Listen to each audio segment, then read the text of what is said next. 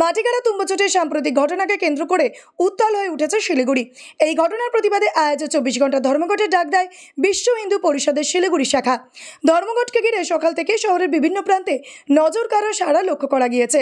NJP main মোড়ের NTS মোড়, সুব্রত সংঘ এবং গোপাল মোড় এলাকায় স্বতঃস্ফূর্তভাবে বন্ধ পালিত হয়। এই বন্ধের নেতৃত্বে ছিলেন স্থানীয় বিশিষ্ট সমাজকর্মী সৌমিত্র সান্যাল। তার আহ্বানে বহু স্থানীয় মানুষ রাস্তায় নেমে আসেন এবং শান্তিপূর্ণভাবে বন্ধ কার্যক্রম পরিচালনা করেন। স্থানীয় বাসিন্দাদের দাবি, এই এলাকায় বন্ধ ছিল 100% সফল। দোকানপাট, যানবাহন, ব্যবসা প্রতিষ্ঠান সবই ছিল সম্পূর্ণরূপে বন্ধ।